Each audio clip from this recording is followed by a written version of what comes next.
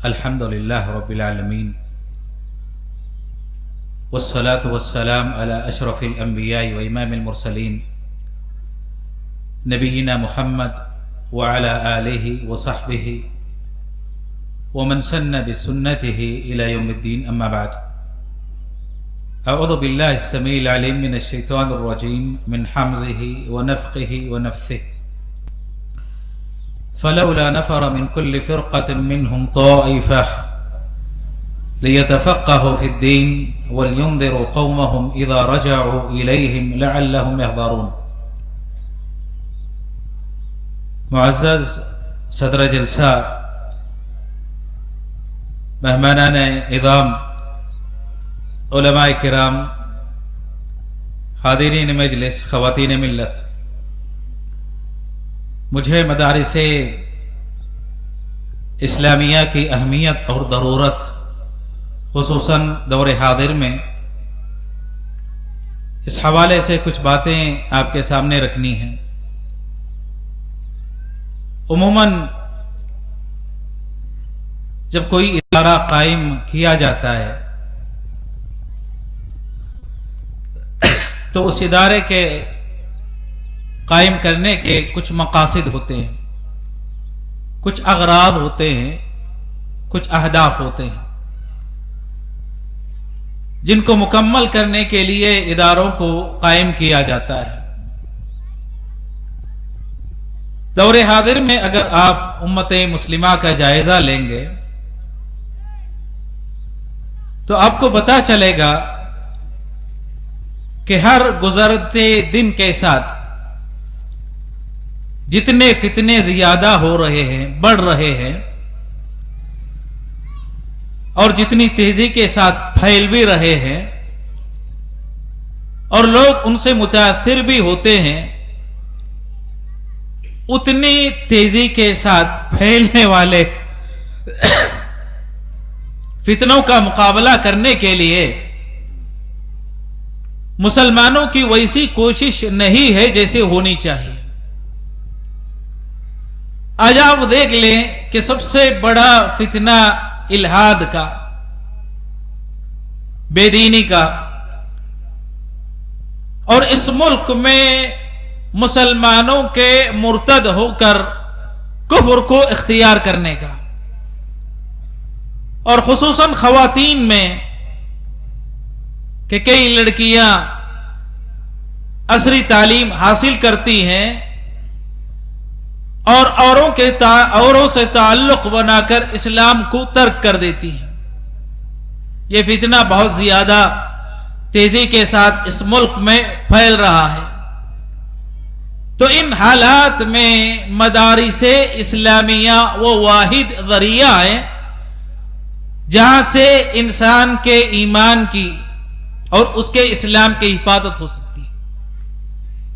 قرآن مجید پر آپ غور کر لیں، اللہ تعالیٰ نے قرآن مجید کی ایک آیت کریمہ جو میں نے پیش کی کہ مسلمانوں کی ایک جماعت ہونی چاہیے، ایک گروہ، ایک جماعت، کچھ طلبا جو اس دین کے علم کو حاصل کرنے کے لیے اپنے آپ کو فارغ کر دیں، آئیں اور دینی علم حاصل کریں. کام کیا ہوگا دینی علم حاصل کرنے کے بعد کہ جب وہ اپنی بستی میں لوٹیں، اپنے قریوں کو واپس جائیں تو شاید شرک سے ڈرانے والے بن جائیں، کفر سے مسلمانوں کو بچانے والے بن جائیں، فتنوں سے شاید نکالنے والے بن جائیں. اللہ تعالیٰ نے اس آیت میں خصوصیت کے ساتھ اس کا تذکرہ کیا کہ پڑھے ہوئے طلبا اور طالبات تعلیم حاصل کر کے اپنی بستیوں میں جاتے ہیں، بے راہ روی کو دیکھتی ہیں تو دعوت دین کا، اسلام کو پھیلانے کا وہ کام کرتی ہیں. نتیجہ یہ ہوتا ہے کہ ایمان اور دین محفوظ ہو جاتا ہے. اور مدارس اسلامیہ اس لیے بھی قائم کیے جاتے ہیں. آپ جانتے ہیں کہ ہماری زندگی کا مقصد دنیا نہیں ہے. دنیا میں انسان ہمیشہ رہنے کے لیے آیا نہیں، بلکہ ایک خاص مقصد کے تحت اس کو بھیجا گیا ہے. مقصد کیا ہے؟ دولت اکٹھی کرنی، جائیداد بنانا ہے، دنیا کو حاصل کرنا ہے، شہرت پانا ہے، یا کوئی اور. اللہ تعالیٰ نے مقصد کو واضح کرتے ہوئے کہا کہ انسان کو دنیا میں بھیجا کیوں گیا ہے. وَمَا خَلَقْتُ الْجِنَّ وَالْإِنسَ إِلَّا لِيَعْبُدُونَ، کہ میں نے انسانوں کو بھیجا ہے. کیوں بھیجا ہے؟ اللہ کی عبادت کرنے کے لیے. اور اللہ کی عبادت کا صحیح طریقہ اگر روئے زمین میں کہیں سکھایا جاتا ہے، بتایا جاتا ہے، مقصد کو یاد دلایا جاتا ہے، یہی مدارس ہے. انہی مدارس میں طلبہ کے ذریعے مسلمانوں کو سمجھایا جاتا ہے کہ تمہارے آنے کا مقصد دنیا نہیں ہے، کھانا نہیں ہے، جائیداد بنانا نہیں، کاروبار کرنا نہیں، دنیا میں ہمیشہ رہنا نہیں، بلکہ اپنا تعلق اللہ سے جوڑنا ہے، اللہ سے قریب ہونا ہے.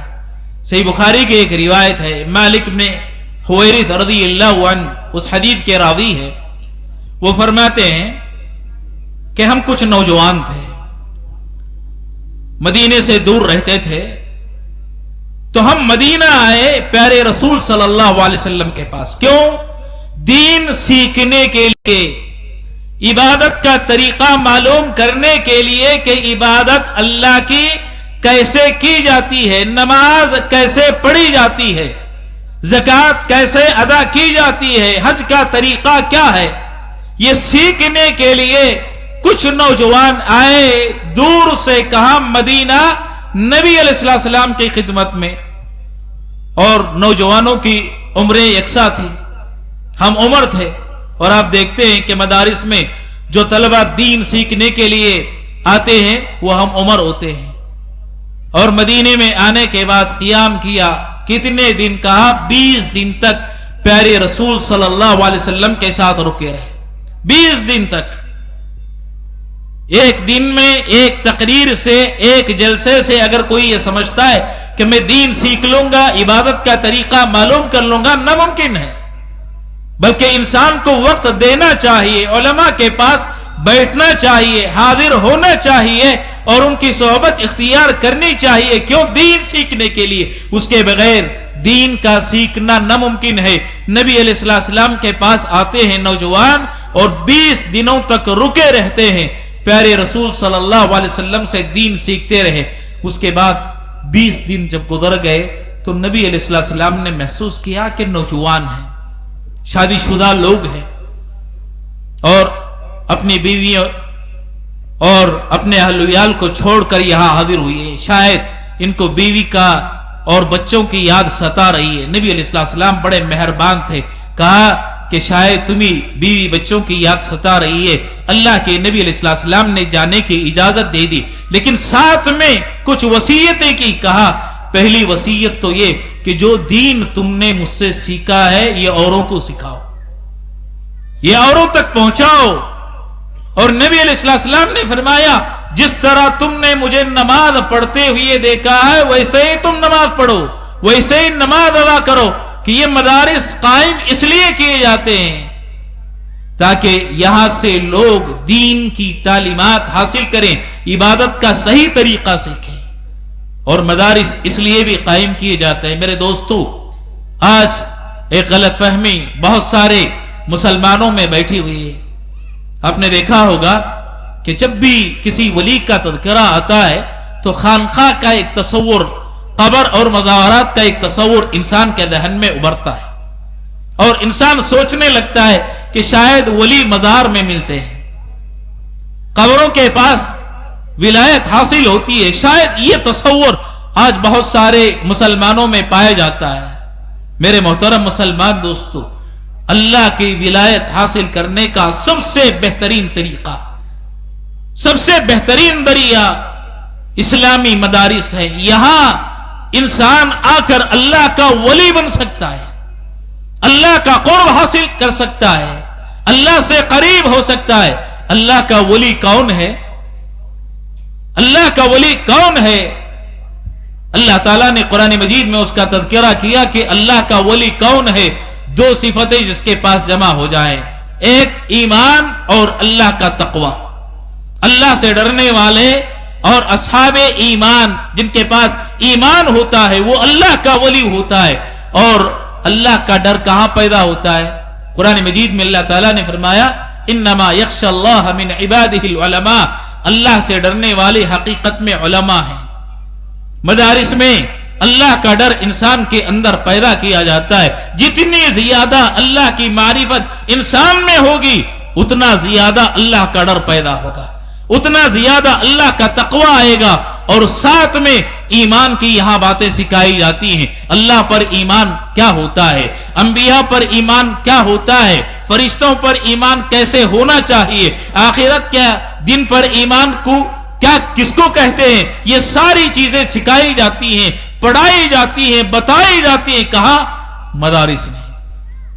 یہ مدارس قائم اس لیے کی جاتے ہیں تاکہ یہاں سے اللہ کے ولی بن کر یہ طلبہ، یہ طالبات نکلیں، اللہ کا ڈر ان کے اندر پیدا ہو، اور ایمان کی جو تعلیمات ہیں وہ اپنے آپ میں حاصل کر لیں، وہ اپنے آپ میں لا لیں۔ اگر یہ دو چیزیں آ جاتی ہیں، معلوم ہو جاتی ہیں، میرے دوستو اللہ کا ولی بن جاتا ہے۔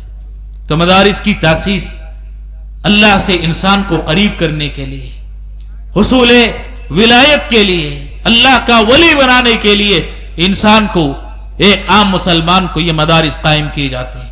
اور یہ مدارس اس لیے بھی قائم کیے جاتے ہیں میرے محترم مسلمان دوستو، مدارس میں کوئی انسان آتا ہے، کوئی طالب آتا ہے، اپنے گھر سے نکلتا ہے، جب وہ گھر سے نکلتا ہے تو وہ اللہ کے راستے میں چل پڑتا ہے، اور جو کوئی اللہ کے راستے میں حصول علم کے لیے چل پڑتا ہے جنت کا راستہ اس کے لیے آسان ہو جاتا ہے۔ نبی علیہ السلام نے فرمایا من سلک طریقا یلتمس فیہ علما سہل اللہ لہ بہ طریقا الی الجنہ، جو آدمی علم حاصل کرنے کے راستے پر اپنے آپ کو لگا لیتا ہے تو اللہ تعالی جنت کا راستہ اس کے لیے آسان کر دیتا ہے۔ تو حصول علم کا راستہ یہ جنت کا راستہ ہے، حصول علم کا راستہ جہنم کے عذاب سے بچانے کا راستہ ہے، حصول علم کا راستہ اپنے آپ کو قبر کے عذاب سے بچانے کا راستہ ہے۔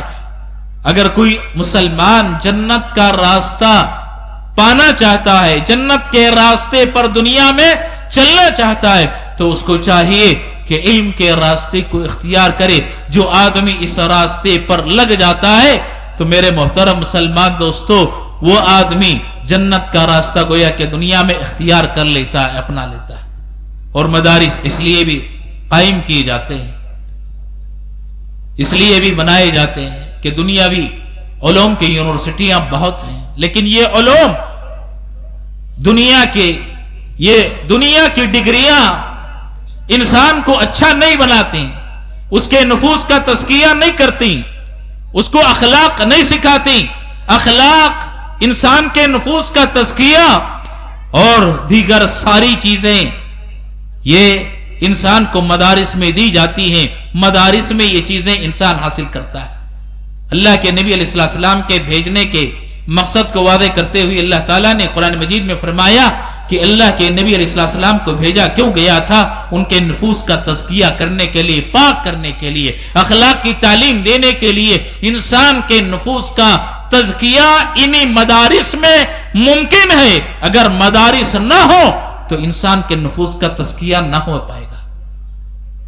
اسی لیے آپ دیکھتے ہیں کہ سابق میں صحابہ نبی علیہ السلام کی صحبت میں آتے، اپنے دلوں کو پاک کرتے، تابعین صحابہ کی مجالس میں آتے، بیٹھتے، اپنے دلوں کو پاک کرتے۔ دلوں کو پاک کرنے کا سب سے بہترین ذریعہ یہ مدارس ہیں، اور سب سے بڑی چیز اور آخری بات، یہ مدارس جتنے شکوک، جتنے فتنے، جتنے شبہات انسان کے دل میں، ذہن میں پیدا ہوتے ہیں، پیدا ہونے سے پہلے مدارس میں طلباء کو ان کا جواب دے کر ان فتنوں کا قلع کما کر دیا جاتا ہے، ختم کر دیا جاتا ہے، شبہات کو دور کر دیا جاتا ہے۔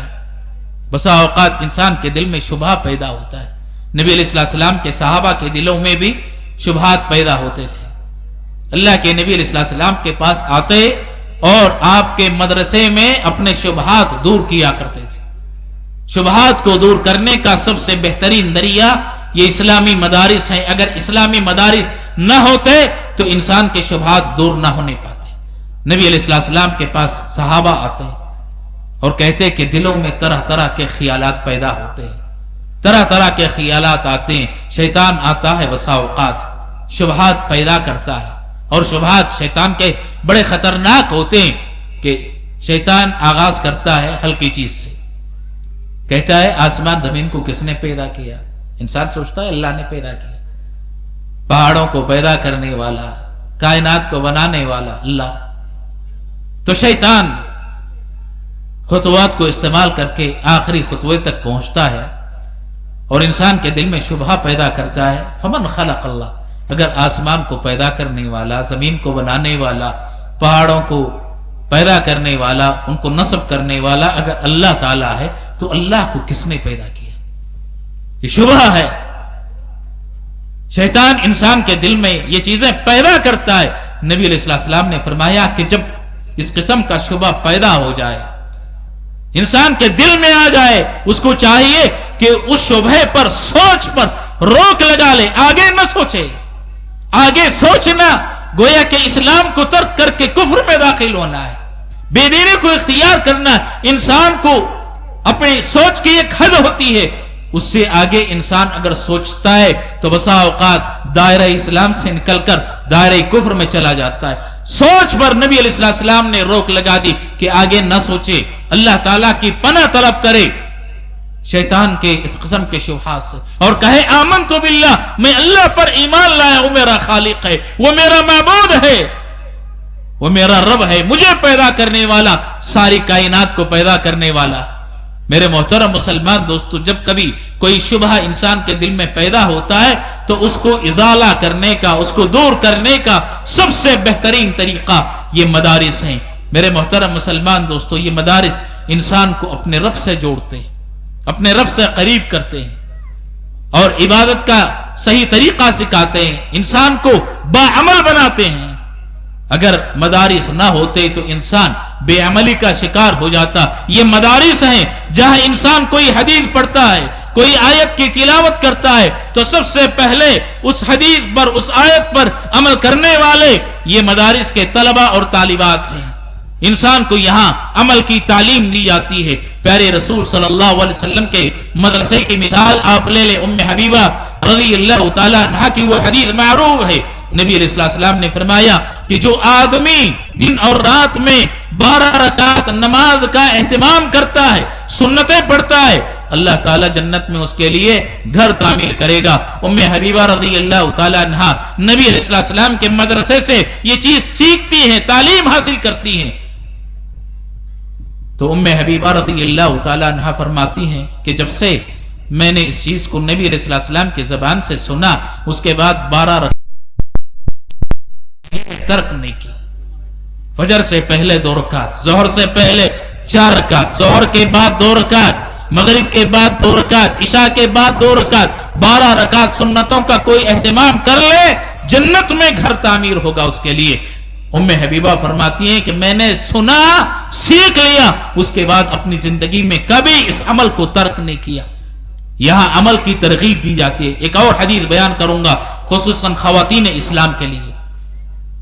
فاطمہ رضی اللہ تعالی عنہ جنتی خواتین کی سردار, گھر کا کام کرتی کرتی ہاتھ میں چھالے پڑ جاتے ہیں, سخت تکلیف محسوس کرتی. نبی علیہ السلام کے پاس ایک خادم, ایک غلام مانگنے کے لیے لونڈی کا مطالبہ لے کر آئیں.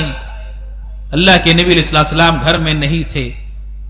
اپنی بات ام المومنین عائشہ صدیقہ رضی اللہ تعالی عنہا کے پاس رکھی, گھر واپس چلی جاتی ہیں. نبی علیہ السلام آئے, ام المومنین نے کہا کہ ابھی آپ کی بیٹی فاطمہ رضی اللہ تعالی عنہا آئی تھی غلام اور خادم کا مطالبہ لے کر. نبی علیہ السلام فوراً گھر جاتے ہیں. علی بن ابی طالب رضی اللہ تعالی عنہ اور فاطمہ رضی اللہ تعالی عنہ سونے کے لیے بستر پر جا چکے تھے. اٹھنا چاہا, نبی نے منع کر دیا. اللہ کے نبی علیہ السلام آتے ہیں اور فرماتے ہیں کیا غلام اور خادم سے بہتر چیز کی طرف میں تمہاری رہنمائی نہ کروں؟ نبی علیہ السلام نے فرمایا جب بستر پر سونے کے لیے آ جاؤ 33 مرتبہ سبحان اللہ، 33 مرتبہ الحمدللہ، 34 مرتبہ اللہ اکبر کہہ لو، یہ تمہارے لیے غلام اور لونڈی سے زیادہ بہتر ہے۔ علی بن ابی طالب رضی اللہ تعالی عنہ نے مدرسے سے سیکھ لیا، نبوت کے مدرسے سے اس کی تعلیم حاصل کی۔ وہ کہتے ہیں کہ اس کے بعد کبھی یہ ذکر میری زندگی میں کسی بھی رات فوت نہیں ہوا۔ کسی نے سوال کیا جب آپ صفین کی رات جنگ میں مصروف تھے، دشمنوں سے برسر پیکار تھے، کیا اس رات بھی آپ نے یہ ذکر نہیں چھوڑا؟ کہا اس رات بھی بستر پر جنگ سے فارغ ہونے کے بعد میں آیا تو اس رات بھی میں نے اس ذکر کو نہیں بھولا، اس رات بھی میں نے اس ذکر پر عمل کیا۔ میرے دوستو، یہاں عمل کی تعلیم دی جاتی ہے، انسان کو باعمل بنایا جاتا ہے۔ لہذا ضرورت اس بات کی ہے کہ آج مسلمان ان مدارس کی اہمیت کو سمجھیں، یاد رکھیں۔ اگر یہ مدارس نہ ہوں تو ہماری آئندہ نسلیں مسلمان باقی نہیں رہیں گی۔ مدارس کی حفاظت گویا کہ اسلام کی حفاظت ہے، لہذا ہم کو چاہیے کہ مدارس کو قائم رکھنے اور اس کو آگے بڑھانے میں جو کردار ہو سکتا ہے ادا کرنے کی کوشش کریں۔ رب کریم سے دعا ہے کہ اللہ تعالی ہم تمام مسلمانوں کو اسلامی مدارس کی اہمیت کو سمجھنے اور ان مدارس کو آگے لے جانے کی توفیق عطا فرمائے، تاکہ صحیح اسلام کی اس ملک میں حفاظت ہو سکے اور ہماری نسلیں اسلام پر قائم اور دائم رہ سکیں۔ اللہ تعالیٰ حسن خاتمہ نصیب فرمائے، سوء خاتمہ سے بچائے، جنت میں جگہ عطا فرمائے، جہنم اور قبر کے عذاب سے بچائے، آمین۔ وآخر دعوانا الحمدللہ رب العالمین۔ السلام علیکم ورحمۃ اللہ وبرکاتہ۔